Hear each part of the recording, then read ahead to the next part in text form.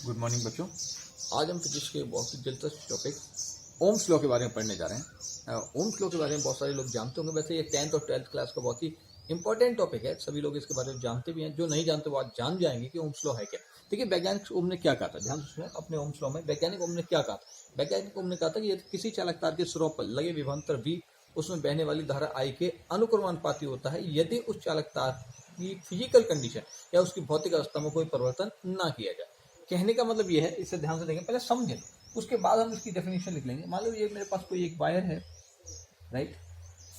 इस सिरे का पोटेंशियल V1 है, इस सिरे का पोटेंशियल V2 है। करंट V1 से V2 की तरफ फ्लो हो रहा है। करंट V1 से लेकर V2 की तरफ क्या हो रहा है, फ्लो हो रहा है।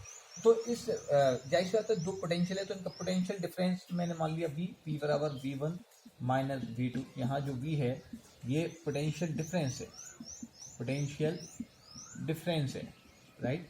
ये पोटेंशियल डिफरेंस है, इस पर गौर करें, ये पोटेंशियल डिफरेंस है। तो ओम्स लॉ के अनुसार वैज्ञानिक ओम ने ये बात कही थी कि किसी भी वायर का जो पोटेंशियल डिफरेंस V है, पोटेंशियल डिफरेंस V है, वो उसमें बहने वाले करंट के डायरेक्टली प्रोपोर्शनल होता है, डायरेक्टली अनुक्रमानुपाती होता है। डायरेक्टली प्रोपोर्शनल होता है कब होता है कि जब इसकी हम फिजिकल कंडीशन चेंज ना करें। इस वायर की जो वायर हमें दे रखा है, जो कंडक्टर हमें दे रखा है, इस कंडक्टर की हम फिजिकल कंडीशन को चेंज ना करें तो भी प्रोपोर्शनल आई होता है। कहने मतलब ये है कि अगर मान लो मैं इस वायर को खींचकर लंबा नहीं कर रहा, अगर मैंने इसको लंबा कर दिया तो इसकी फिजिकल कंडीशन चेंज होगी। कैसे? मान लो पहले इसकी लंबाई L थी, अब लंबाई बदलकर कुछ और हो गई। देखिए, पहले लंबाई कम थी, अब लंबाई ज्यादा होगी। या मान लो मैंने इसे किसी दूसरे तरीके से, किसी भी तरीके से इसको छोटा कर दिया, यानी कि इसकी लेंथ और भी कम हो गई। लेकिन गौर से देखें, अगर मैंने इसकी लेंथ कम करूंगा, लंबाई कम करूंगा, तो इसकी चौड़ाई बढ़ जाएगी, राइट। समझ में आ रही है मेरी बात? मैंने कभी लंबाई को बढ़ा दिया, कभी चौड़ाई इसकी बढ़ा दी। या मान लो मैं तीसरी कंडीशन ये भी ले सकता हूँ। आप यहाँ देखिए, जरा ध्यान से देखिए। मैं तीसरी कंडीशन ये ले सकता हूँ कि मान लो मैंने किसी हथौड़े से इसको पीट कर, किसी हथौड़े से पीट कर इसको बेकार कर दिया, डैमेज कर दिया, कुछ इस प्रकार का कर दिया।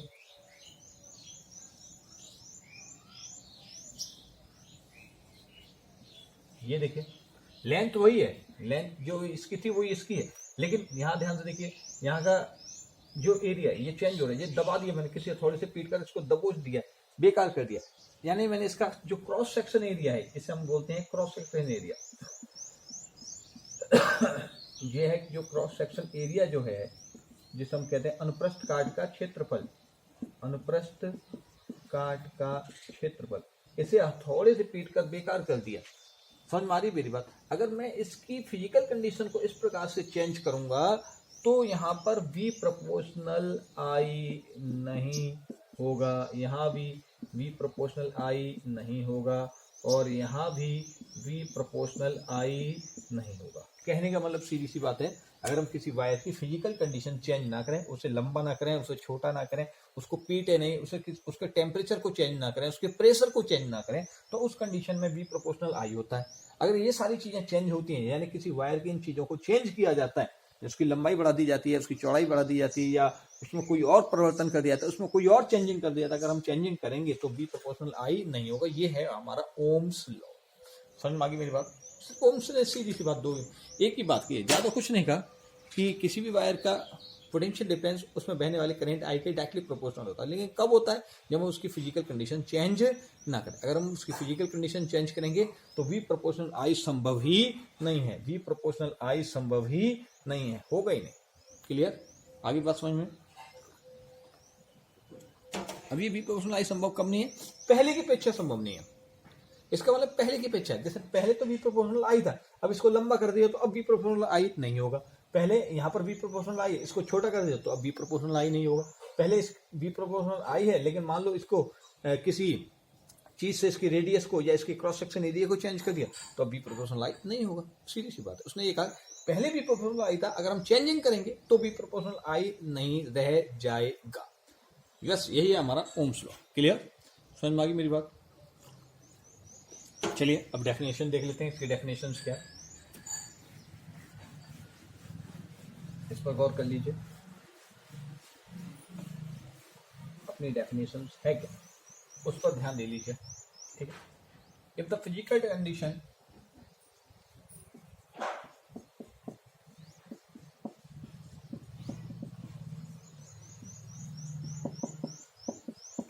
physical condition of the conductor, if the physical condition of the conductor remains same,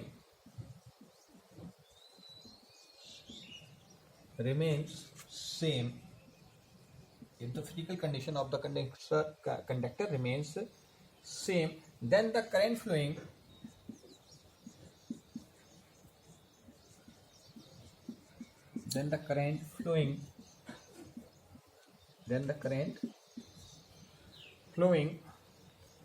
through the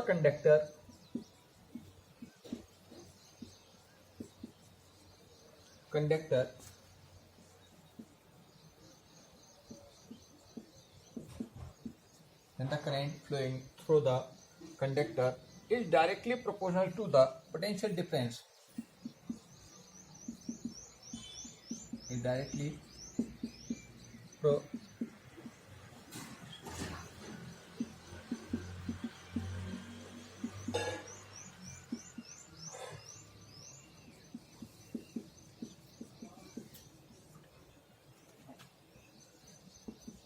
potential difference across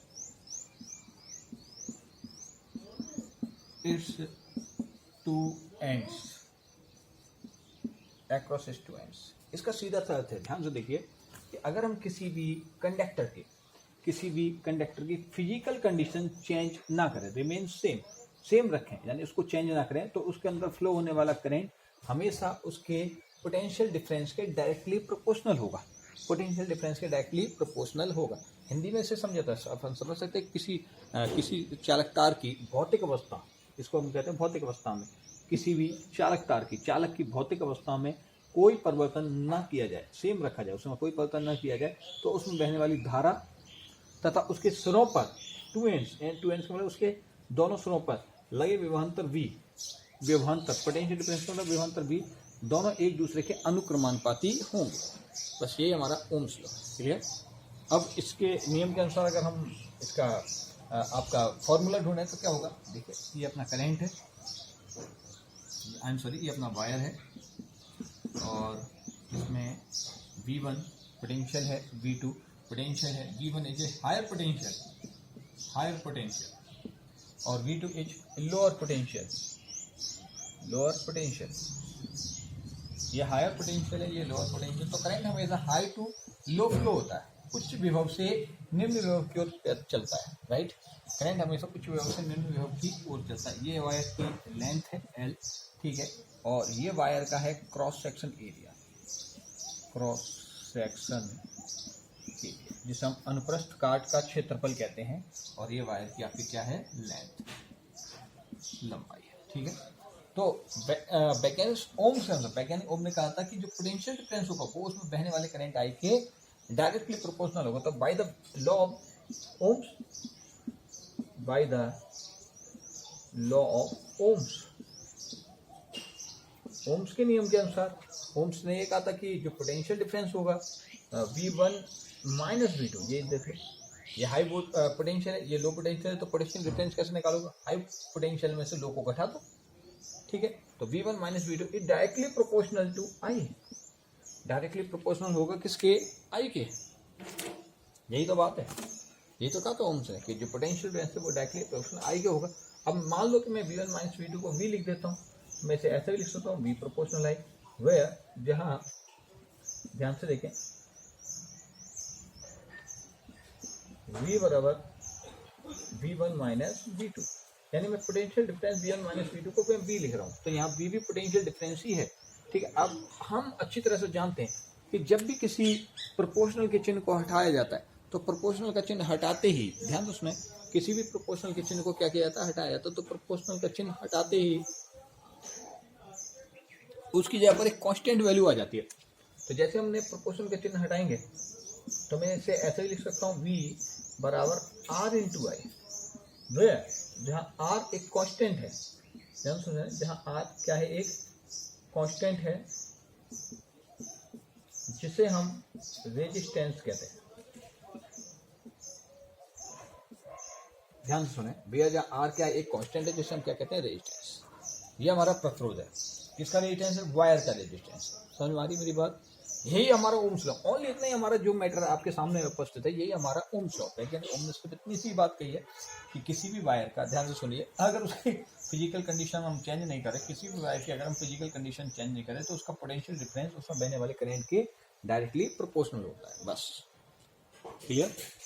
जब हम प्रोपोर्शनल चिन्ह हटाते हैं तो कोई ना कोई कांस्टेंट लगता है, कोई ना कोई नियतांक लगाया जाता है। उस नियतांक को हम यहाँ आर के रूप में ले रहे हैं और ये आर ही हमारा इस वायर का क्या है, रेजिस्टेंस है, प्रतिरोध है। तो यहाँ से हम प्रतिरोध आर का मान ज्ञात कर सकते हैं यहाँ से, और हम इसका को कुछ इस प्रकार से भी लिख सकते हैं, ध्यान से देखिए। और तो देखो V बराबर है R इंटू आई, तो हम यहाँ पर ये भी लिख सकते हैं कि R बराबर हो जाएगा V अपॉन आई। क्लियर, समझ में आ गई मेरी बात। बस यही अपना ओम्स लॉ है। आ रही है ना बात सुन, ठीक है, अच्छी बात। अगर आपको समझ में आ रहा है तो बहुत बेहतर। अब इसके आगे की कंडीशन क्या, अगर मैं V और I के बीच में कोई भी ग्राफ खींचता हूँ, V और I के बीच में कोई भी ग्राफ खींचता हूँ, तो खींची गई रेखा सदैव एक सरल रेखा, जिसे हम स्ट्रेट लाइन कहते हैं, स्ट्रेट लाइन के रूप में मिलती है। तो जो अगर हम V और I के बीच में कोई ग्राफ खींचेंगे तो खींचा गया ग्राफ हमेशा एक स्ट्रेट लाइन के रूप में हमें मिलेगा। किसके रूप में मिलेगा, एक स्ट्रेट लाइन के रूप में मिलेगा, ठीक है ना। तो अब हम V और I के बीच में कोई ग्राफ ड्रॉ कर लेते हैं, ठीक है, ध्यान दें।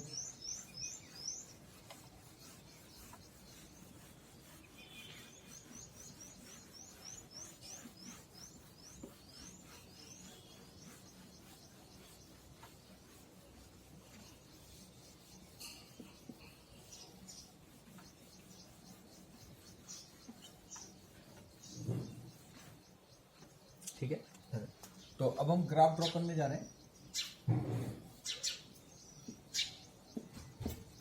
किसके बीच में, V और I के बीच में, ठीक है। अगर हम V और I के बीच में कोई ग्राफ खींचते हैं बाय द ओम्स लॉ, अगर हम V और I के बीच में कोई भी ग्राफ खींचते हैं बाय द किस लॉ के अनुसार, by the Ohm's law, Ohm's law के अनुसार अगर हम कोई ग्राफ खींचे तो वो खींचा गया ग्राफ एक सीधी रेखा यानी एक स्ट्रेट लाइन के रूप में हमें मिलेगा, रूप में प्राप्त होगा, एक स्ट्रेट लाइन के रूप में प्राप्त होगा। वजह क्या है, वजह क्या है यहाँ पर, ये ध्यान से देखिए, हमें ये स्ट्रेट लाइन के रूप में क्यों मिल रहा है, क्योंकि हम ओम्स ने ये कहा था कि V डायरेक्टली जो होता है प्रोपोर्शनल होता है किसके, I के। V डायरेक्टली प्रोपोर्शनल किसके होता है, I के। अगर आप V के मान को बढ़ाएंगे तो I भी बढ़ेगा, अगर I के मान को कम करेंगे तो V का मान भी कम होगा। कहने का मतलब ये कि अगर इनमें से किसी एक का मान कम करोगे तो दूसरे का भी कम हो जाएगा, अगर किसी एक का मान बढ़ाओगे तो दूसरे का भी बढ़ेगा। इसका मतलब इनके बीच में जो हम ग्राफ खींचेंगे वो ग्राफ एक स्ट्रेट लाइन मिलेगी हमें, एक सीधी रेखा के रूप में मिलेगा, राइट। अब ध्यान से देखिए, यदि मैं इसके, ध्यान से देखिए, यदि मैं इसके y एक्सिस पर, ये हमारा y एक्सिस है और ये हमारा x एक्सिस है, यदि मैं इसके y एक्सिस पर v पोटेंशियल डिफरेंस लेता हूं और x एक्सिस पर I लेता हूं, तो उस कंडीशंस में ये बीच की जो लाइन है, बीच की लाइन ये रिप्रेजेंट करेगी आपको R को। किसको रिप्रेजेंट करती है, R को। अगर नहीं समझ में आ रहा तो मैं समझा रहा हूँ। अगर मैं V और I के बीच में ग्राफ खींचूंगा तो बीच की जो रेखा आएगी, जो ग्राफ खींच कर आएगा, वो ग्राफ चाहे कैसा भी हो, एक सीधी रेखा हो या कोई और लाइन हो, किसी प्रकार से V और I के बीच में अगर कोई भी ग्राफ खींच कर आता है तो वो आपको R को रिप्रेजेंट करता है। अगर मैं V और R के बीच में कोई ग्राफ खींचूंगा तो इसके बीच में यानी V और R, मान लो यहाँ पर I की जगह पर क्या आ गया, आपका R आ गया।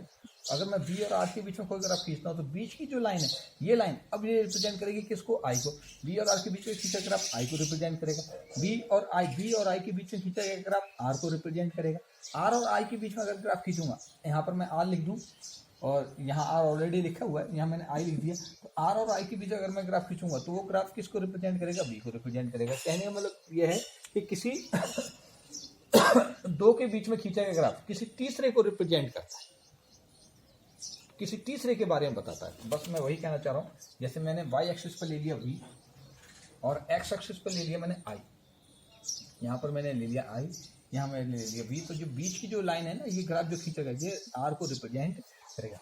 अब इस R का मान निकालना, मान लो आपको एक क्वेश्चन दी थी कोई बोर्ड में कि आपको एक ग्राफ दे दिया और फिर पूछे इसमें R की वैल्यू क्या होगी, तब आप कैसे ज्ञात करेंगे वहाँ R का मान क्या होगा। देखो मान लिया कि ये खींचा गया जो ग्राफ, ये स्ट्रेट लाइन है, ये I के साथ यानी इस x अक्ष के साथ, इस x एक्सिस के साथ थीटा डिग्री का एंगल बनाता है। कितने डिग्री का एंगल बना रहा है, थीटा डिग्री का, ठीक है।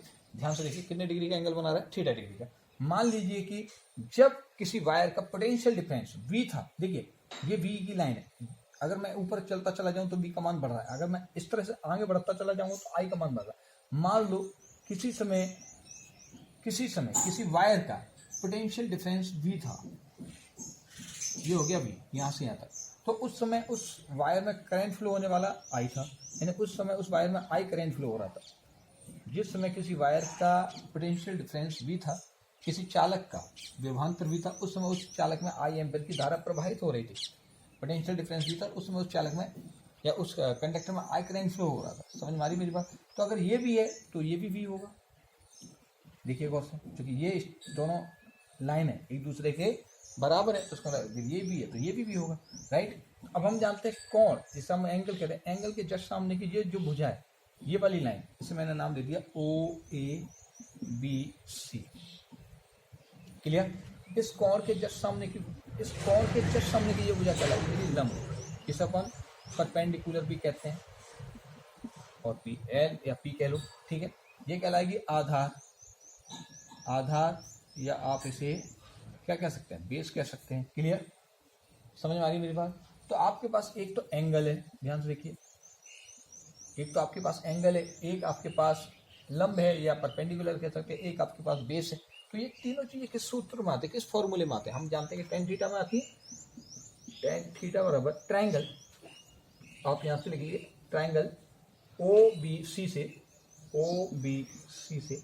बाय द ट्राइंगल OBC, ठीक है। आप देख रहे हैं कि टेन थीटा बराबर होता है क्या, लंब बटे आधार, या आप कह सकते हो बेस अपॉन वो परपेंडिकुलर अपॉन बेस, राइट। तो टेन थीटा बराबर लंब का मान कितना है आपके सामने V, पोटेंशियल डिफरेंस V है, और आधार का मान कितना है आपके सामने I, V अपॉन I। अब इससे पहले वाले हम फॉर्मूले में पढ़ चुके हैं कि V अपॉन I का मान क्या होता है हमारा R, तो मैं इस V अपॉन I की जगह पर क्या लगा सकता हूँ R, तो मैं ये कह सकता हूँ देन तब V अपॉन I की जगह पर मैंने लगा दिया R बराबर क्या हो जाएगा टेन थीटा। इसका मतलब ये है कि अगर आपको कोई क्वेश्चन इस ग्राफ के रूप में दे रहे हैं और आपसे वो R के मान पूछे, तो वो R का मान डिपेंड करेगा स्लोप ऑफ, जो थीटा दिया ना स्लोप ऑफ लाइन पर, तो जो थीटा दिया ना थीटा, यहाँ थीटा जो है ये स्लोप ऑफ लाइन है, इस पर डिपेंड करेगा R। समझ में आ रही मेरी बात? मान लो आपसे कोई क्वेश्चन दे दे, R के बारे में आपसे पूछना शुरू कर दे, तो आप R का मान कैसे ज्ञात करेंगे? तो आप R का मान इस फॉर्मूले से आप ज्ञात कर सकते हैं। कब? जब V आपका जब V आपका y एक्सिस पर और x आपका I जो है आपका x एक्सिस पर। क्लियर? समझ में आ गई मेरी बात? R बराबर टेन थीटा। अब यहाँ पर ध्यान दीजिए, इसका क्वेश्चन आएंगे कैसे, जरा इस पर गौर कीजिए। अच्छा एक चीज पर और ध्यान दीजिए अगर मान लो वो आपके y एक्सिस पर I ले ले, करंट ले ले, और x एक्सिस पर पोटेंशियल डिफरेंस V ले ले, तब आप कौन सा फॉर्मूला लगाएंगे? यानी मान लीजिए आपका ग्राफ वो ऐसा ना देकर इस प्रकार का दे दे, इस प्रकार का ड्रॉ कर दे, यहाँ पर फिर दे दे I और यहाँ दे दे, और फिर स्ट्रेट लाइन तो वही होगी, R यही होगा, तब आप R का कौन सा फॉर्मूला लगाएंगे? R बराबर टेन थीटा लगाएंगे या कुछ और? बेटा इस कंडीशन में कुछ और लगेगा। इस कंडीशन में R का जो मान होता है वो होता है कॉट थीटा के बराबर। किसके बराबर? कॉट थीटा के बराबर। आपको ध्यान रखना होगा कि अगर आपके ये वैल्यूज के स्थान यानी इन्हें चेंज कर दिया जाए, जहाँ V लिखा है वहाँ I लिख दिया जाए, जहाँ I लिखा है वहाँ V लिख दिया जाए। देखिए यहाँ जहाँ I था पहले वहाँ V लिख दिया, जहाँ पहले V था वहाँ क्या लिख दिया, I लिख दिया। और ये स्थान चेंज कर दिए जाए तो हमें R का मान निकालने के लिए R बराबर कॉट थीटा का प्रयोग करना होगा, यानी हम इस फॉर्मूले का प्रयोग करेंगे R बराबर कॉट थीटा का। समझ में आ रही मेरी बात? आपको ध्यान रखना होगा कि ये आपका जो कम्प्लीटली है आपके V और I के बीच में, V और I के बीच में खींचे गया ग्राफ है, जो कि बाय द ओम्स लॉ खींचा जाता है। समझ गए? ये ग्राफ खींचने का कारण क्या है? क्योंकि इस ग्राफ में हमें दो फॉर्मूले मिलते हैं और इनका प्रयोग बहुत ज़्यादा कैलकुलेशन न्यूमेरिकल करने के लिए होता है, कैलकुलेशन करने के लिए इनका प्रयोग किया जाता है। समझ में आ गई मेरी बात? ठीक है, चलो अच्छी बात है। अब मैं आपको इसके ऊपर आधारित एक दो क्वेश्चन देता हूँ, जिससे आप इसे आसानी से हल करने की कोशिश करेंगे और समझेंगे कि ओम्स लॉ लगता कैसे है। ठीक है,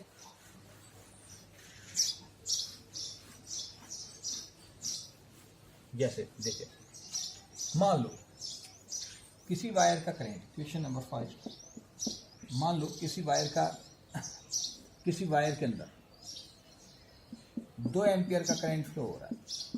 ठीक है, उस वायर के इस सिरे पर पोटेंशियल है V1, या उस वायर का पोटेंशियल जो डिफरेंस है, पोटेंशियल डिफरेंस वो है V बराबर 20 वोल्ट।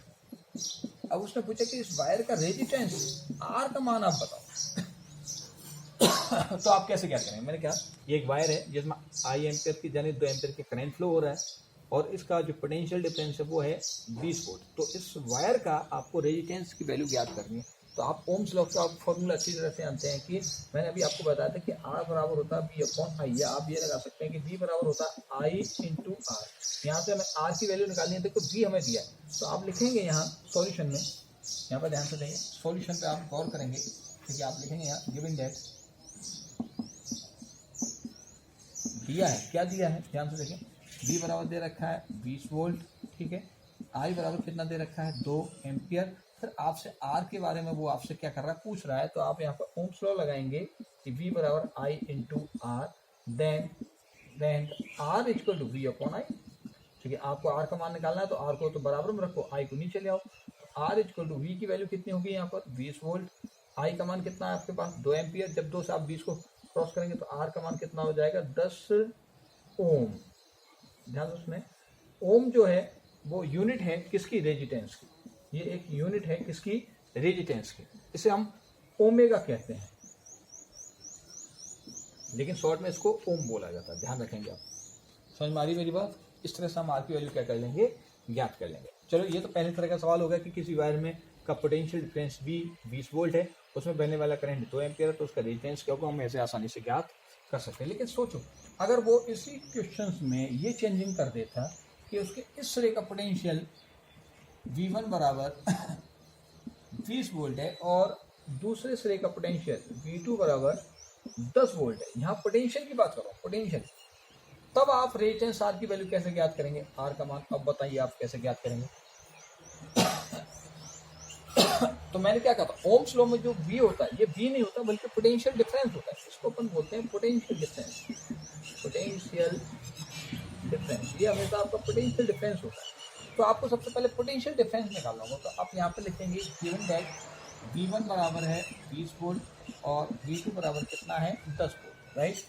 I आपका वही है 2 एम्पियर है, R आपको ज्ञात करना है। तो सबसे पहले आप क्या करेंगे, पोटेंशियल डिफरेंस निकालेंगे। क्या निकालेंगे, पोटेंशियल डिफरेंस।